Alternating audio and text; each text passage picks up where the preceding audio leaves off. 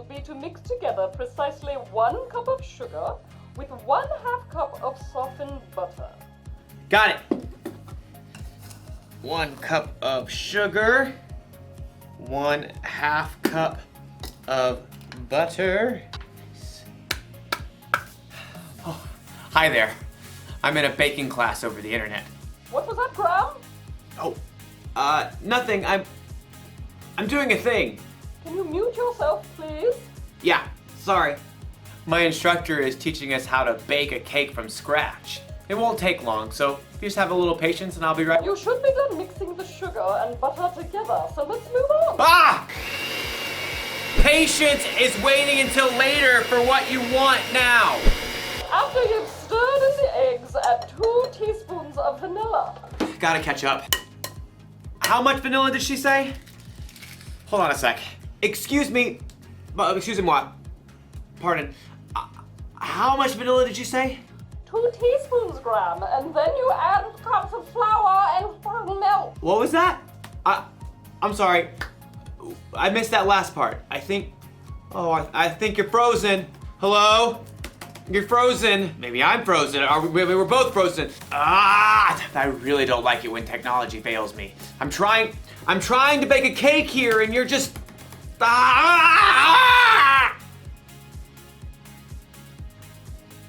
And I have to wait until it unfreezes before I can make my cake. You know, sometimes we have to wait for things when we really, really don't want to.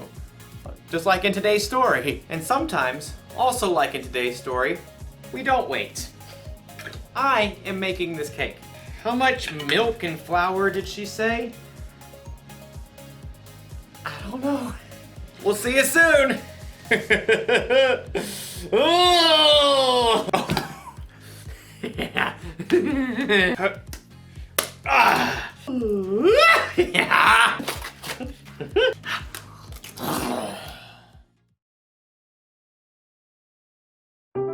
The Bible.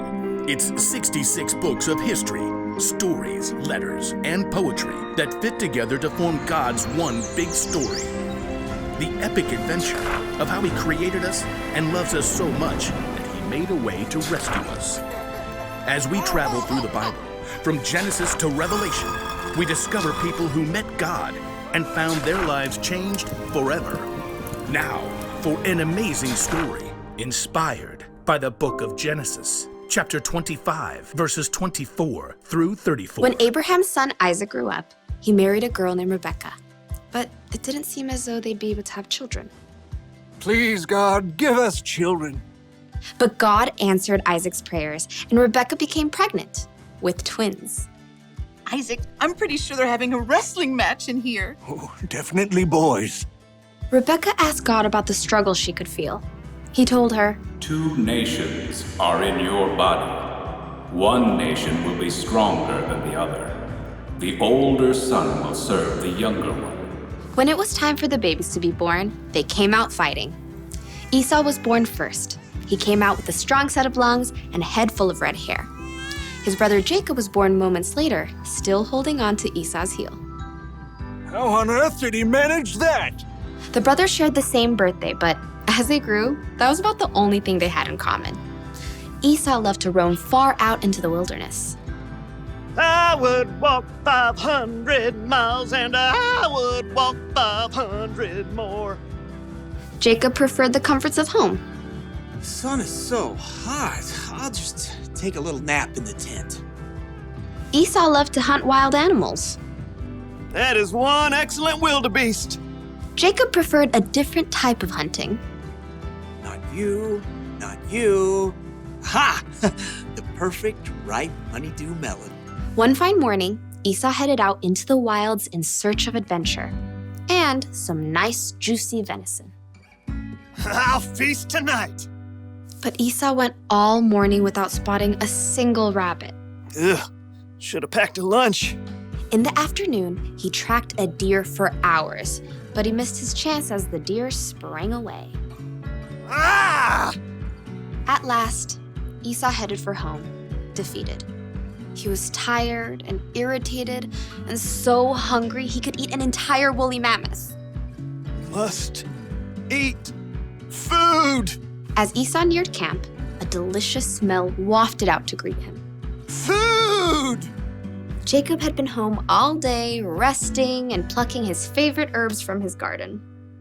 A little coriander, some dill. As evening approached, Jacob used his savory herbs to whip up a tasty red lentil stew and a batch of fresh, buttery bread. This will crisp up nicely on the hot stones. By the time Esau had arrived in camp, Jacob's stew was simmered to perfection, and the bread was hot and crusty. Food! Food! Esau lunged for the stew cauldron, ready to grab a bowl, but Jacob blocked his path. Not so fast. Step aside, I'm hungry. Clearly. Just let me have some of that red stew. Certainly. Esau tried to dive for the stew pot again. Just one itty-bitty thing. What?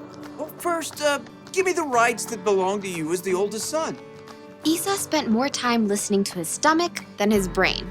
So in that moment, his stomach won out. Look, I'm dying of hunger.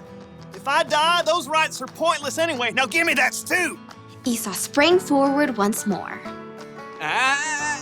Promise to give me your rights. Fine. Fine what? Fine, I promise. Promise what? I promise to give you my rights as the oldest. Cool. Help yourself.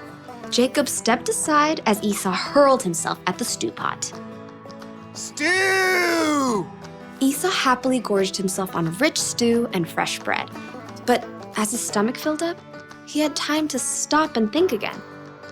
Esau had just traded the rights of a lifetime for a meal that would only last him a few hours.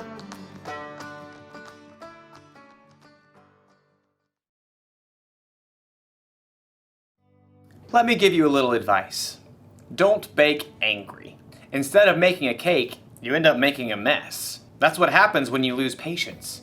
You make choices you normally wouldn't make and it ends up costing you. Losing patience ended up costing Esau his birthright. His brother Jacob ended up being in the family line of Jesus, so who knows what all Esau missed out on by being impatient. When we don't learn to have patience, we get frustrated easier. With ourselves, with others, with technology. There's really nothing good that can come from being impatient. So think about that when you're waiting for your turn on a video game, or when you're waiting to say something while someone else is talking, or when you're waiting for the internet to hurry up and start working again. Having patience is better than losing it. Slow down. Or you could hurt yourself or someone else. Or you could end up covered in cake batter. Here's the one thing to remember today. If you don't wait, it could cost you. If you need help waiting, ask someone you trust to come alongside you and see. Are you there? Oh. You're not frozen anymore. I lost you there for a minute. Technical difficulties. I see. How's your cake? I think I'm gonna need another lesson. Very well. Same time next week? Sure, I can wait. I may have the place cleaned up by then. Pardon? Nothing, it's a thing.